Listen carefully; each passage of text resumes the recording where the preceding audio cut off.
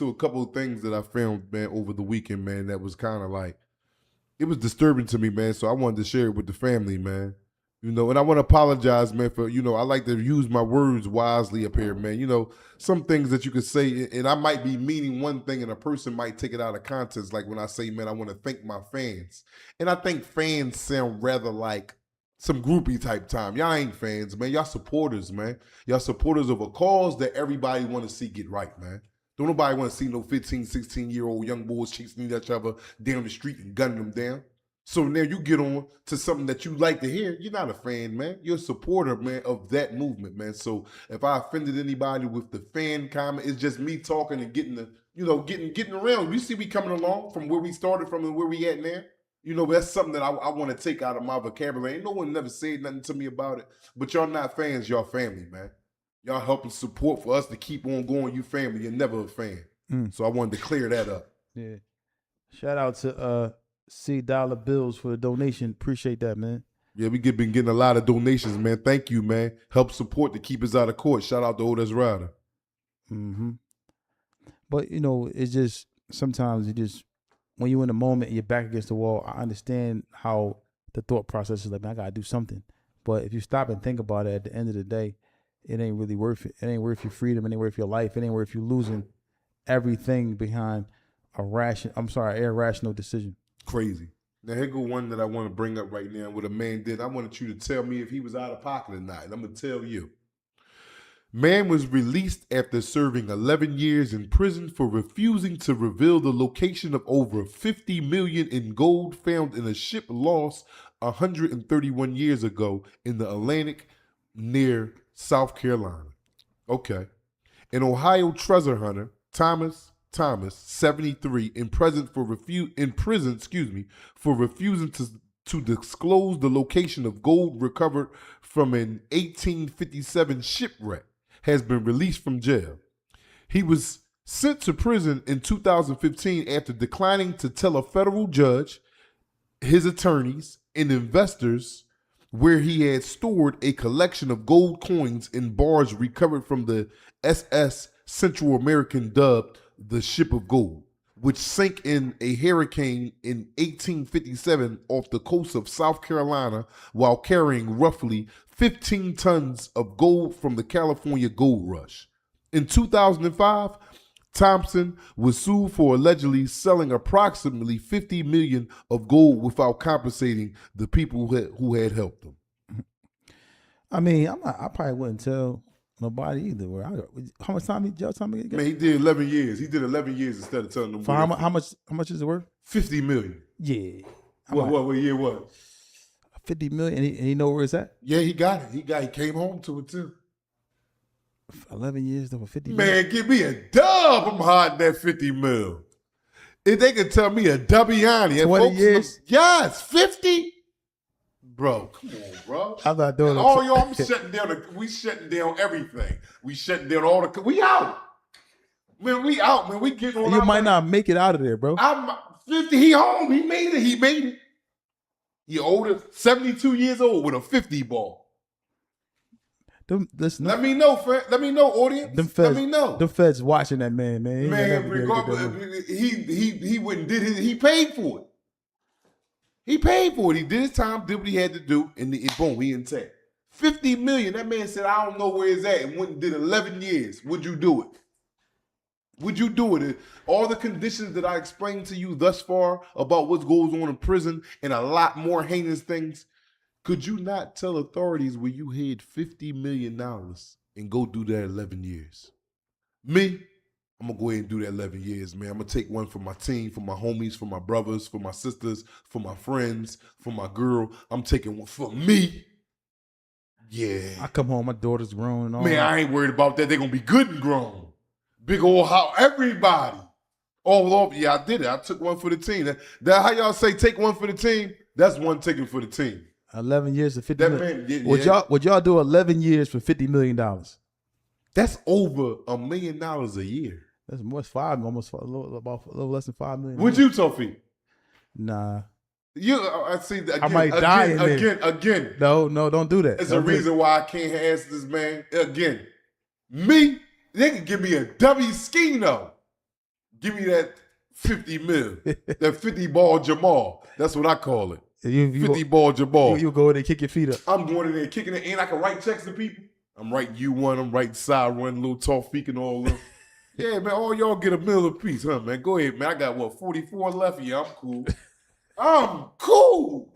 I get where y'all when I get there. Do something with it. But listen, the reason why.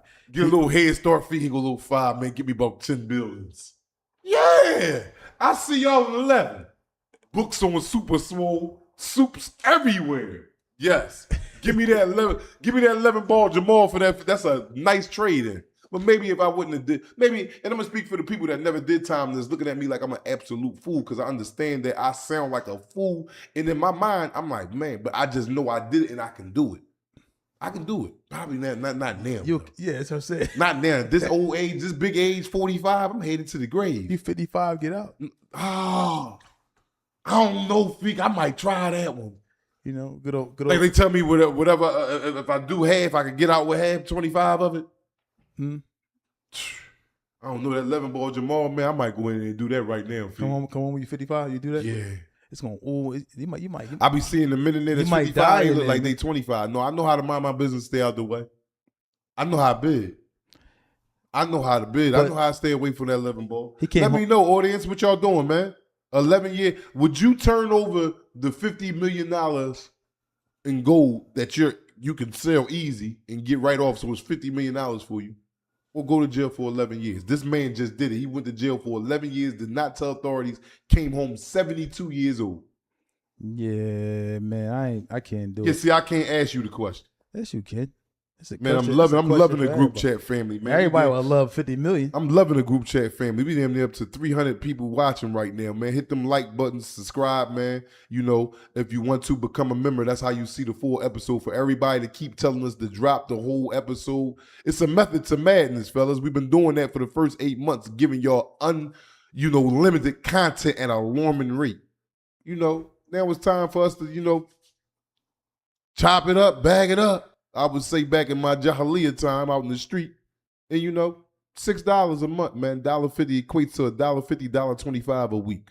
You say you support, let's see the support, man. Keep us out of court. Shout out to Oda's Rider. Yeah, and another thing, though, I want to say this for people that don't know. We got Lil Woody this week. His name is not on duty, for real. Yeah. His name is Shout out to Lil Woody. That's my guy. You go again. That's my guy. Show love out there in Atlanta. Episode drops this week. Check it out. If you're not a member, become a member. You can watch it. It'll be live in effect. It's a crazy. It's a different side of Lil Woody. Guaranteed that for all because he did have an abortion. I'm not gonna sit there and say I stand on all man facts, and how we use the word abortion in the feds is a person that woke up one day and was like, man, I'm gonna go cooperate. You go over there, get in the building, they start asking questions, and then you get cold feet. You back out of it. You had an abortion. You went over there with the intent. You never had one of them? No, I never had one of them. Stop playing me before we get to doing something. Yeah, well, you already know. I'm dying. I'm a little mad at you. I never had one. Never had. You would be the first one to know if I'd had one. Yeah, I gotta ask though. But yeah, you. Sometimes people have abortions or and then nobody knows, so I gotta ask. No, but yeah, sure. But he did that. He backed out of it. He didn't get nobody convicted. He stood on whatever charges they gave him, whatever. But we had a real decent interview with Lil Woody, man, and real emotional interview. It's going to touch. It's going to touch. I know y'all probably seen thousands of Lil Woody. He's tearing up the internet right now. Keep on, I shot him out. Keep on doing what you do, man. But y'all gonna have probably another perspective, I think, anyway, from this video, a beautiful video that we're gonna bring you at an alarming rate. Let's talk about that abortion thing, right? And that's like people who walk down that path and then they backed out. They backed out. They got over there. It got too much for them. They seen it was real. They got to sign their name on statements. They know this paperwork is going back to the man that he's going to testify against, that he did write statements on. So the gig is up. Because you can't be a quiet teller. You can't tell them that they let you no, you got the right to face your accusers. So that's why they get the paperwork and the jinx material, what they call it in the feds. Mm-hmm. So people's going to know once you sign off on that. And then a dude to get over there and be like, I can't do it. But you still went over there. Why did you go over there? You had the intentions of doing it, but somehow you couldn't close the door on it. All right, cool. Granted, you didn't tell on me. You did not tell on me. But you still went over there with the intention. You thought about it. So yeah. You said so I don't even know how the kid take you now. Now with these abortions though, or like in the feds, that's profit hearing, right? Something like that. Is Well, that no, similar? no, that's more than a profit hearing. You told with Uh, with abortion. Yeah, with abortion, you can go over there, have a profit hearing and all that, and then back out. Yeah. Now, when somebody go on the stand, right, and they go up there to testify, right, Right. and they go up there and do like something like what Lil Woody did. He was wasn't cooperative with the actual. Yeah, he was unruly. DA. He threw the whole case off. You So- see them all come home. Can that backfire on the person who go up there and say one thing and then go up there like I don't remember saying that so The only thing could backfire, they won't give you the deal that they agreed to you with. But does it? But also now that helps the person case. Yeah, the one that's fighting the case. Yeah, you goddamn right. The government is putting this person on the stand, and he getting up here acting crazy. And how often is that somebody do that? It happens a few. It happens quite a few. Not like a person going all the way through with the cooperation, but it does happen. But the one who does that on the stand, he's dead to rights. If you go up on the stand and do that, that DA gonna try to cook you. Yes. You know, you're going to get cooked. You're going to get cooked. Yes. So he gonna. You might have been facing 20 years. You know, y'all came up with an agreement, man. You do a little 7 if you cooperate, and then you go up there. That dub and some change gonna be back up there for you. Yeah, and then they're gonna try to backdoor you because you played with them. Oh yeah, especially in the feds, man. They're a juggernaut, man. They good at what they do. Why you think they got so many dudes in there with qualified letters or months, I should say. You know? That's crazy because at the end of the day, you might have went up there and wanted to do it, and then it got to the trial. You come out there and there's a whole audience out there, everybody sitting there. So it's like you walking into a football arena. Exactly. Everybody looking at you, the lights, the cameras. And you'll change your mind right there on the spot. Cameras. I can't go through with this, man. You already like I believe, and I could be wrong just because it's my opinion don't mean I'm right, but it's still my opinion. I believe when you get to the point to where as though you knew you and a person was breaking law together, y'all court now for whatever law you was breaking, and you get to the point that you want to do that, it's an embarrassment to come with it. You be in your mind like, damn, I never thought about telling a person, but if I was, I would feel embarrassed. It's an embarrassment. It's something that you feel like, damn, I'm doing some piece of crap stuff right now, man. Me and this man both went, yeah, I mean, or I might even called him on the route, and he came with me because I know he my man, he a gat. But then we caught. Now I want to tell you definitely feel some cowardness in your body, if not a lot. A coward know he a coward. You don't sit there and be oblivious like, what I do wrong? I was just, no, you know you was out of pocket, bro. And some dudes don't even care. Yeah, it's just that they don't care because the jail overrule everything. I'm not going in there for 30, 40 years. I'm sorry. I know I shot that gun. I know I stole out that store. I know I robbed that Banks truck. I'm sorry. But man, I ain't trying to go in there. Ain't nobody trying to go in there, man. The toughest of us all ain't trying to go in there, man. The toughest dudes in there with the biggest gorilla suit on, man. Them niggas want to come home and live life, bro. Them niggas don't want to be up there with 4 or 5 knives on them, shit wrapped around them, 5 hoodies on, just to keep some cushion on them and the night can't put it. Them dudes would love to get out here, man, and live a law-abiding citizen life, man. You go talk to these dudes that got 20, 30 years in, man, them dudes that cry to you outside of the cell, man, just by getting your outlook and the way you think and your conversation right now, the tall feet you are right now to one of them men in there is a breath of fresh air, bro. Them niggas is in there hearing men holler and scream and debates and dominoes slamming cards all day long, and that's it. Oh, imagine hearing that all day, every day for the rest of your fucking life. Yeah, it might drive you crazy. Well, come on, bro. Life. Man, boy. Yeah, and like and now you see why people can't handle it, and they go up there and they go become a witness. Exactly. And that's not even before you get it. That's an FDC. Yeah. And FDC is crazy. I was down there one day walking past FDC. Somebody probably was banging on the window. No, I heard something. They was outside or something up there. Oh yeah, it's rec yards. It's the part where it's the gates. That's a little rec yard. I heard them screaming and hollering. Yeah, they be out there playing basketball or handball or something like that. It's a rec yard. Every unit got a rec yard. Yeah, I saw that. Yeah, it was like crazy. Like I'm like, yeah, they have this screaming and hollering. Yeah. That's the little bit of fun they got when they out to that little rec yard right there. And a lot of them dudes out there, some dudes telling out there playing with dudes. They all mixed in. Yes, they is. It don't really get that geographical as far as people point out the rats down there at FDC. No, it get like that. It get like that. Yeah, why not? But you can't really mess with them. No, why not? Why can't you? Ask me. You making assumptions. Right, no, you get knocked out down there. You know how many people I seen get knocked out down there? That's where it starts at. There's like the life of horror. Nigga, you going to block, niggas know you done told you get knocked out.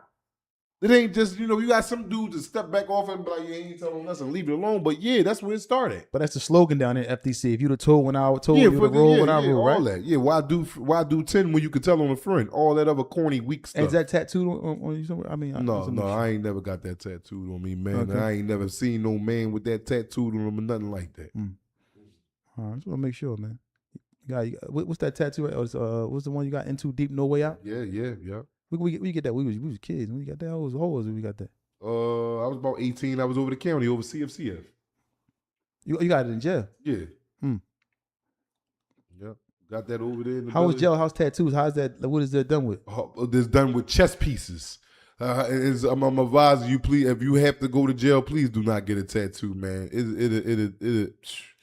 Man, you got a all chess types. piece, huh? Yeah, but what they do is, the chess pieces is white and black, and they plastic pieces in the form of a horse, a bishop, a rook, a pawn. You know how the You chess play chess? pieces go. A little bit. I know how to move the pieces. I just don't have a strategy. But a dude will go get the chess pieces, steal them off the chessboard, and melt them down till they wax, and they use that as ink, like mix Vaseline with it, mix like water or baby oil while it's melted down, and they keep that liquid substance. But this is plastic, and we so geeked up over there to get a tattoo to just be on some bravado. We out our goddamn minds as a nigga. Like I told you, they'd be making, they make little needles and all that, whether they plucking you to put the ink in your skin and all that. It's just a wild situation, man. Stay away from it, please. How long a ladies and tattoo gentlemen. take? Is it painful over there? Yeah, it's painful. It's more painful than the one on the street. Yeah. Or some of them be, because some dudes then made a tattoo gun out of some clippers and all that, got the needle in it, and they nice. They go home. I know some dudes that came home and opened up tattoo shops and is well off, man, financially, man. You got some of the best tattoo artists in prison, man. You got dudes in there getting whole body put. I'm talking about better than these joints on the street. You be like, yo, I'm next. How much you charge for that? 400. I'm gonna get my peoples to cash app your girl. She'll tell you, I need you to give me a whole sleeve, whole arm sleeves and all that. The police will lock you up for that too. That's a write-up. Oh yeah. Yeah, hell yeah. With every jail that you go to, you get. They take pictures of all your tattoos upon coming to a jail. So if you get caught walking around with a fresh tattoo or something like that, they got the grounds. A lot of guards know this is going on, so they'll be like, yo, don't let me catch you getting a tattoo, they'll let you make it. But if it's a dickhead guard, that's a write-up. That's a shot. Get you 30 days in the hole. Disfiguring of the body.